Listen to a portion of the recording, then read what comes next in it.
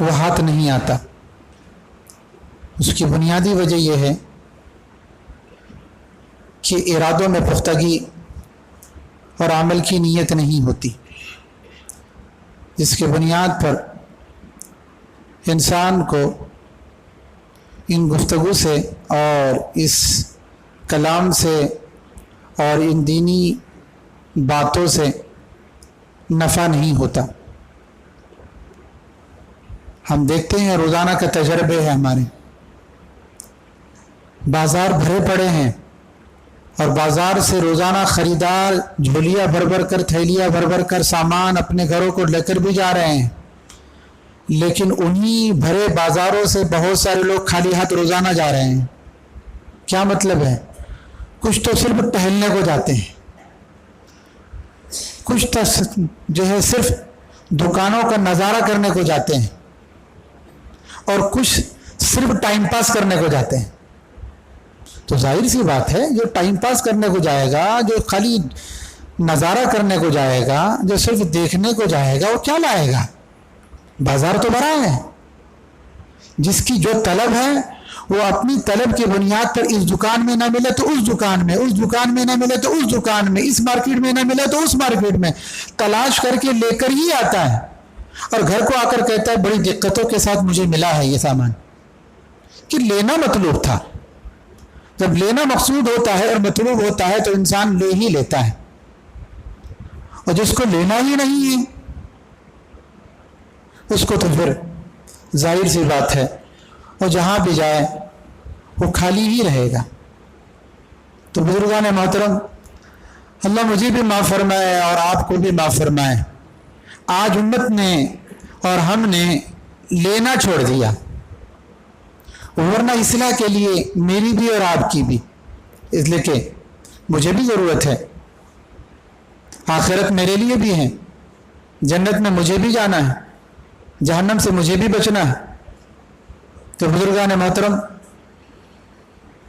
لینے کی نیت اور عمل کی پختگی جس انسان کے دل و دماغ میں ہوتی ہے، ایک ہی مجلس اس کی اصلاح کے لیے کافی ہو جایا کرتی اور اس کو شعرائے عمل پر کھڑا کر دیا کرتی۔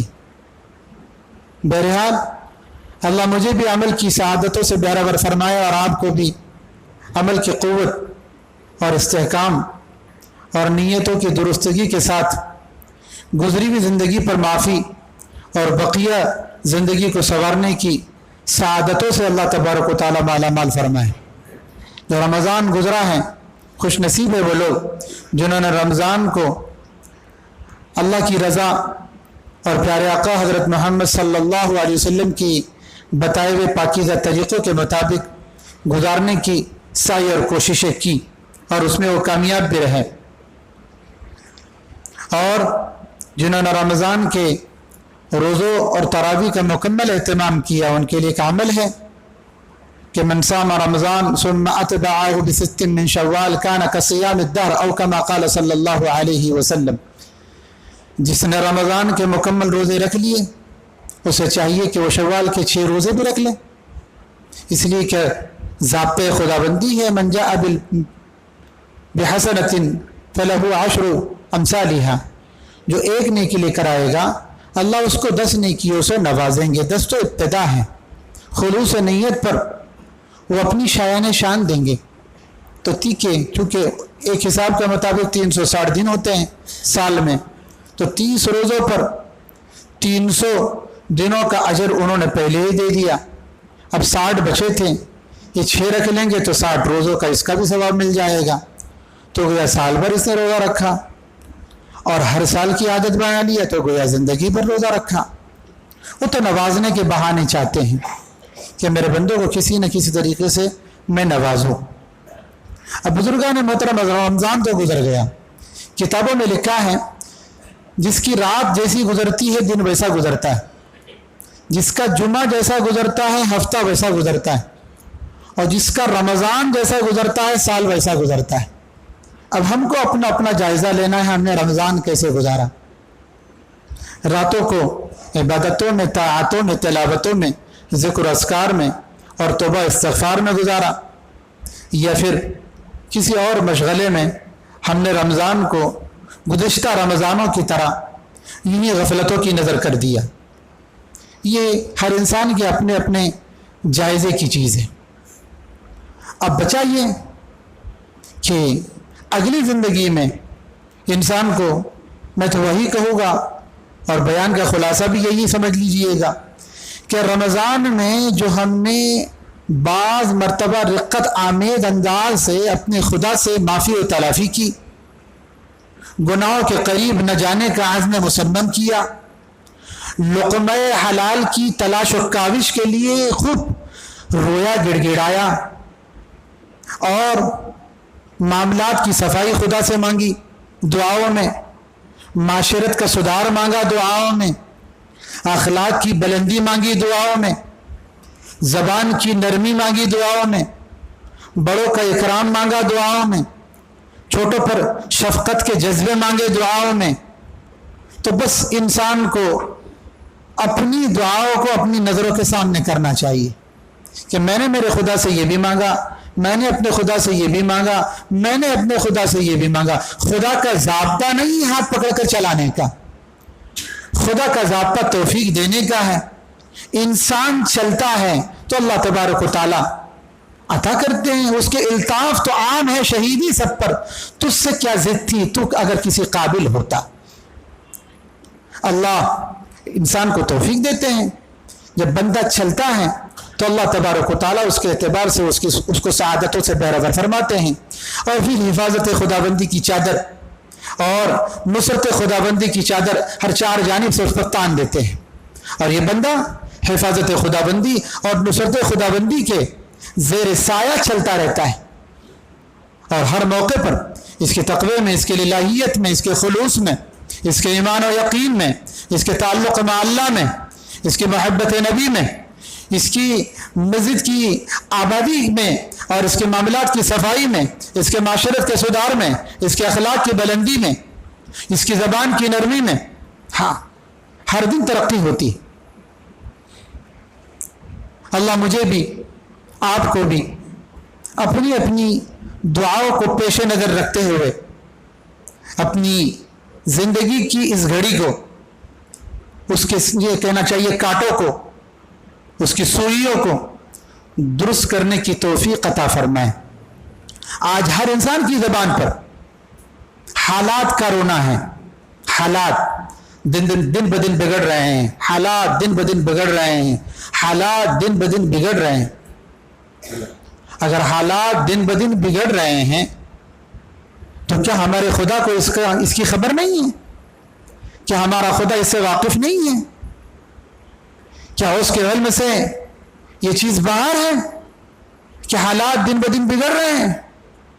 जब हम हालात दिन ब दिन बिगड़ने का रोना रोते हैं तो हमें वो आवाज़ सुनाई नहीं देती। फरिश्ते कहते असल में तुम बिगड़ गए, तुम्हारे बिगड़ने पर हालात का बिगड़ना है। दहर अल फसाद फिल बर्रि वल बहरि बिमा कसबत ऐदी नास, कुरान ऐलान कर रहा है, ए लोगों तुम हालात का रोना रो रहे हो कि हालात बिगड़ रहे हैं, तुम बिगड़े हैं इसलिए हालात का बिगाड़ आ रहा है। इसलिए कि तुम्हारे सुधार से हालात का सुधार है और तुम्हारे बिगाड़ पर हालात का बिगाड़ है।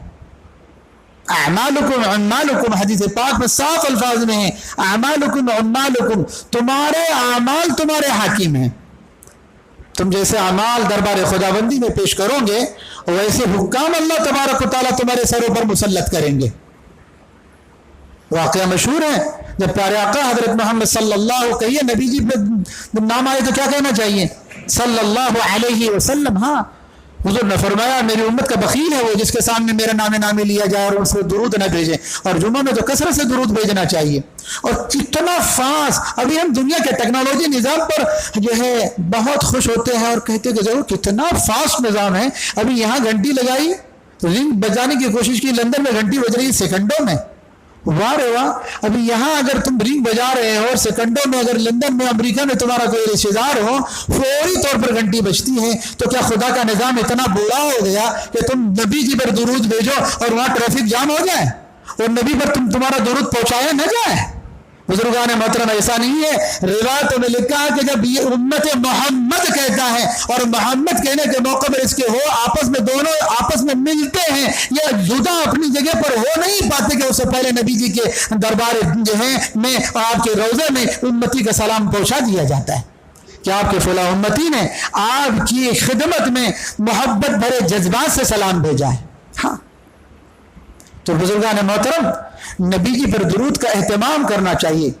ये हालात दुरुस्त होंगे नबी पर कसरत से दुरूद के एहतमाम से, ये हालात दुरुस्त होंगे इस्तिग़फ़ार की कसरत से, ये हालात दुरुस्त होंगे तौबा की कसरत से। तो बुजुर्गान मोहतरम प्यारे आका जब मेराज पर जा रहे थे तो कुछ चीजें आपने जमीन से आसमान पर चढ़ती हुई देखी और कुछ चीजें आपने आसमान से जमीन पर उतरते हुए देखी।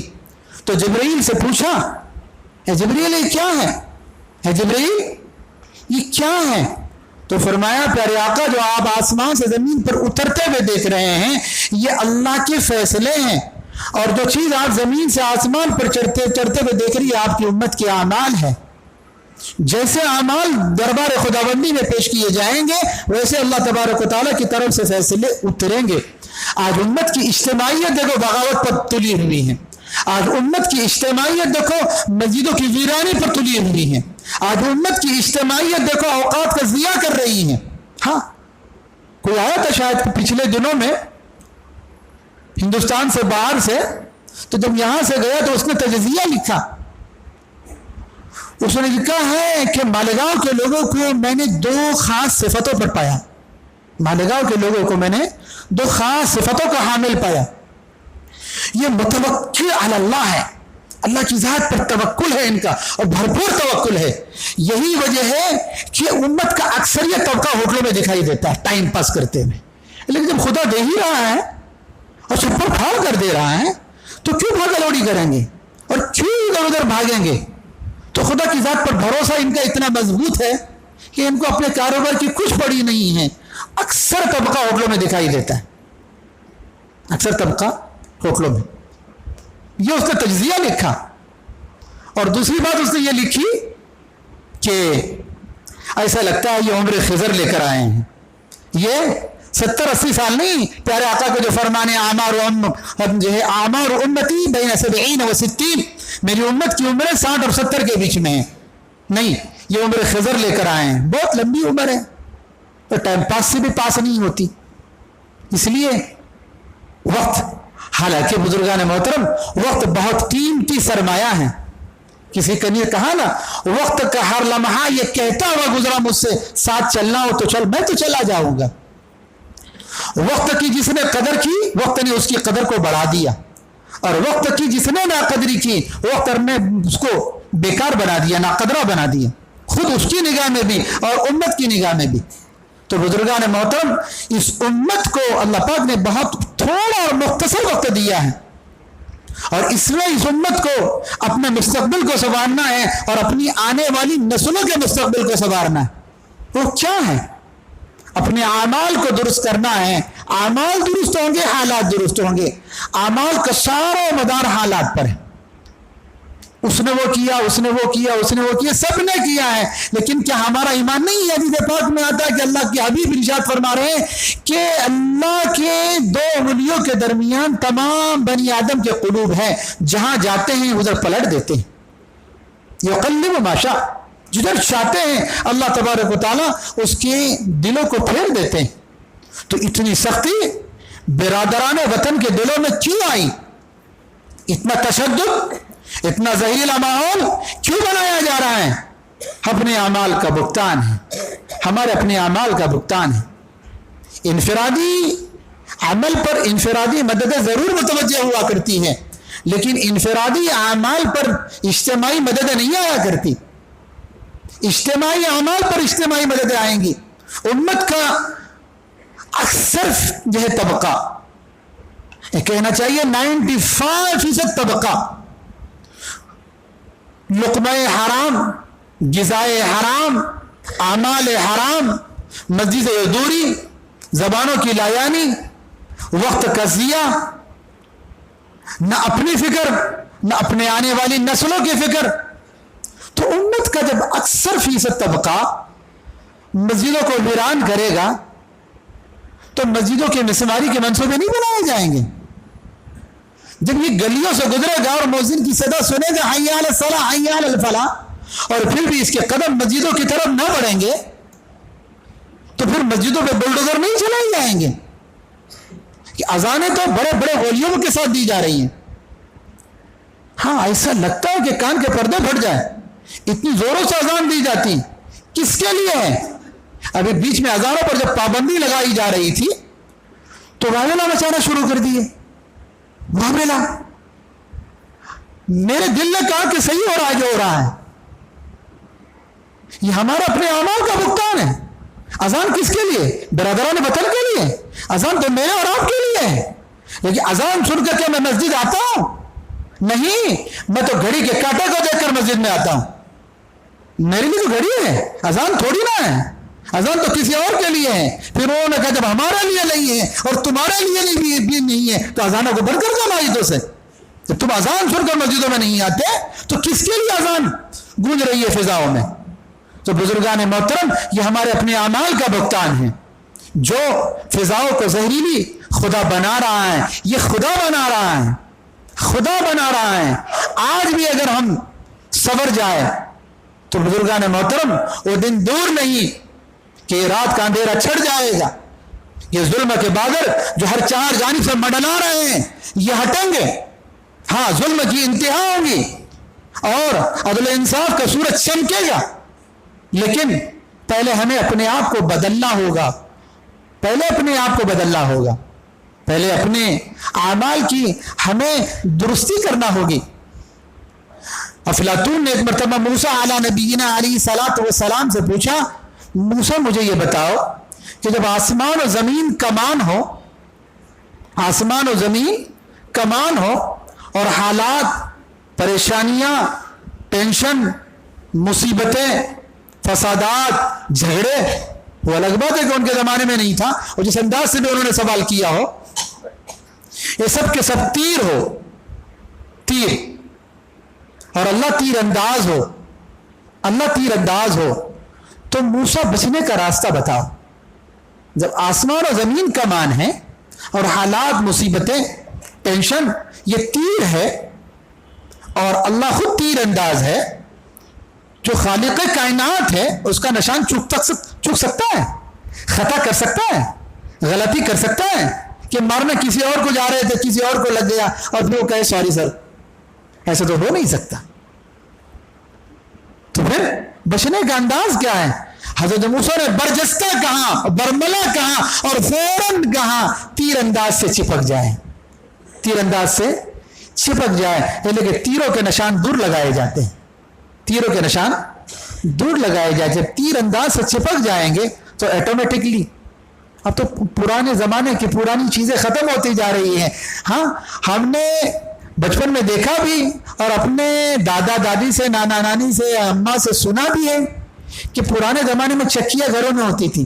چکیاں گھر اوپر سے دانے ڈالتے تھے اور پیس پیس کے نکالتے تھے، دو سیلوں کے درمیان میں اس کو یوں گھماتے تھے اپنے ہاتھوں سے، اور جب چکی کے پاٹوں کو صاف کرنے کا موقع آتا تھا تو بہت سے دانے اس کھوٹے سے چپکے ہوئے دکھائی دیتے تھے، بہت سے دانے اس کھوٹے سے چپکے ہوئے دکھائی دیتے تھے. کیا ہے؟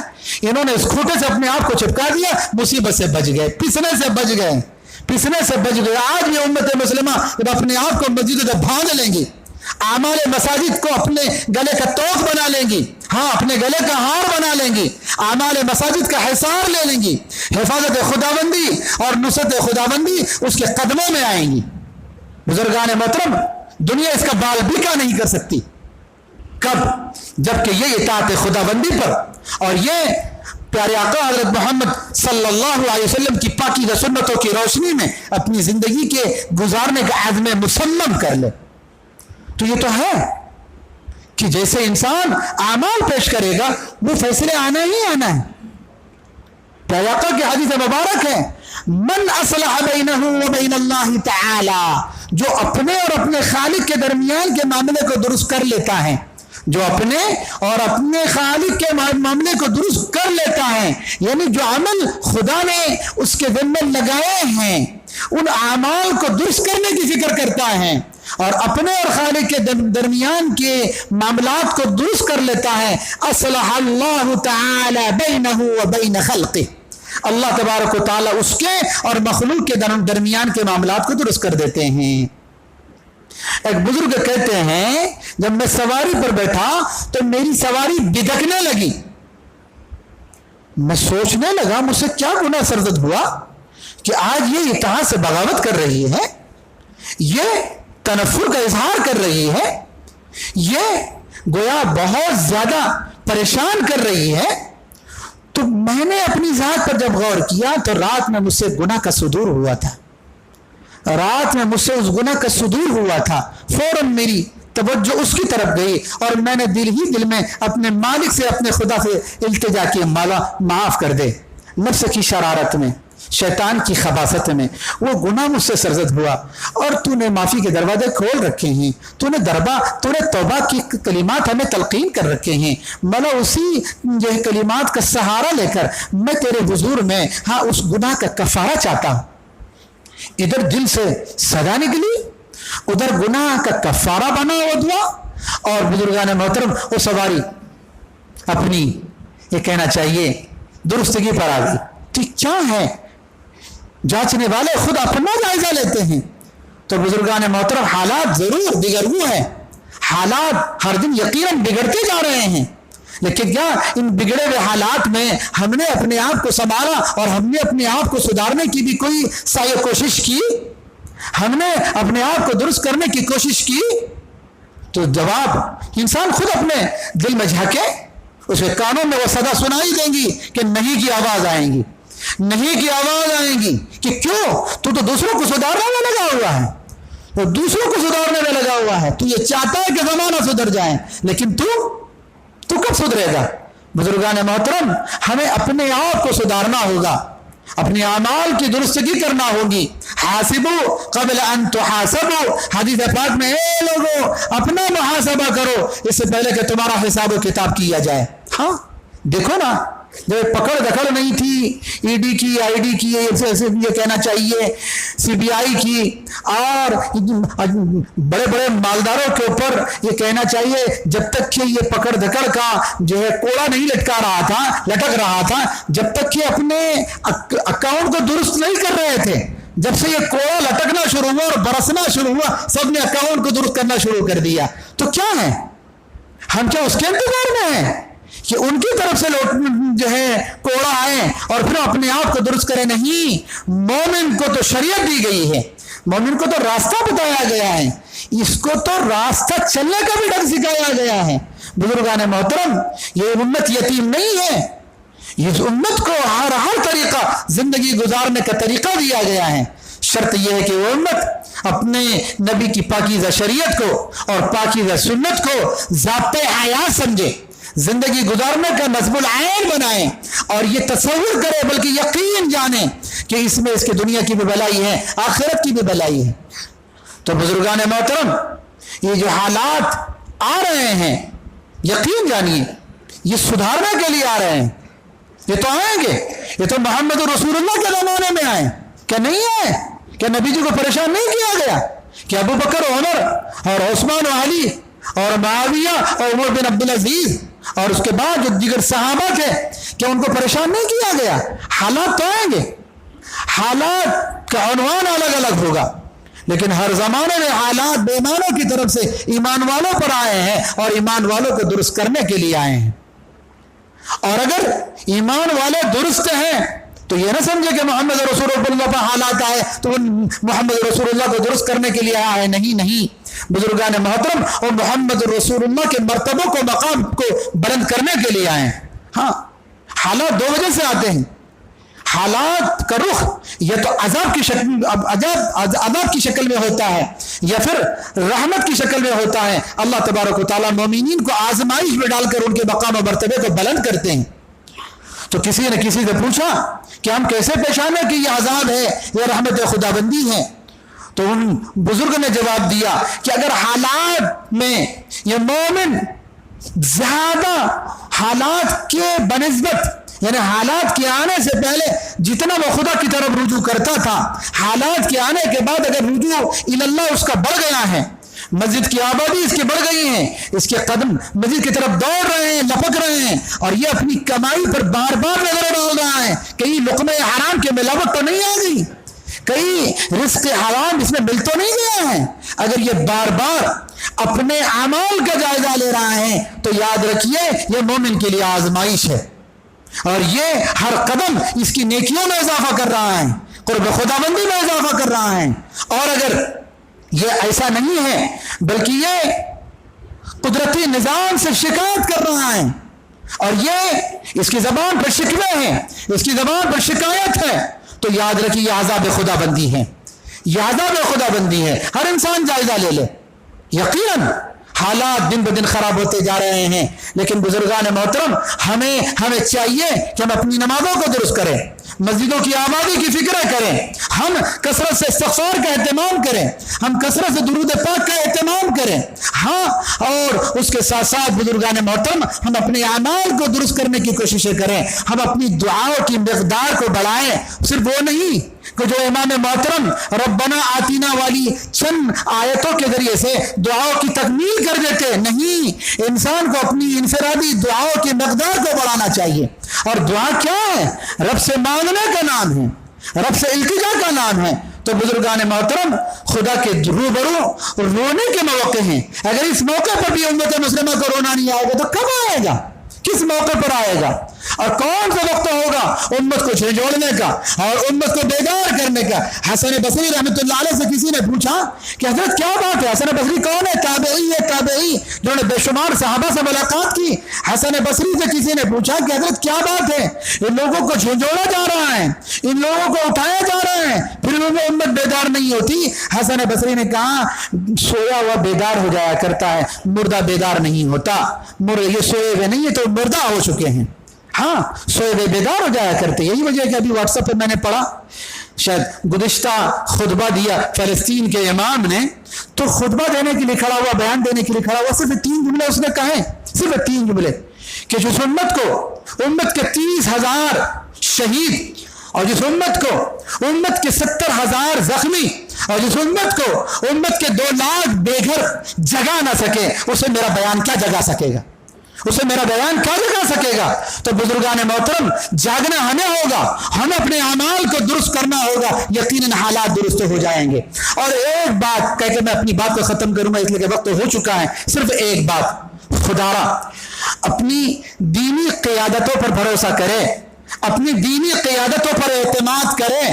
اب مولانا حسین احمد مدنی رحمۃ اللہ علیہ قبر سے اٹھ کر نہیں آئیں گے، محمود الحسن دیوبندی، ہاں، جو اسیر مالٹا تھے، جنہوں نے ہندوستان کی آزادی میں ایک اہم کردار ادا کیا تھا، وہ آنے والے نہیں ہیں۔ اب اس موقع کے حسین احمد مدنی اور محمود الحسن، اور یہ کہنا چاہیے جو ہے محمد علی جوہر، اور اس موقع کے جتنے بھی ہمارے قائدین تھے، اس موقع کے یہی قائدین ہیں۔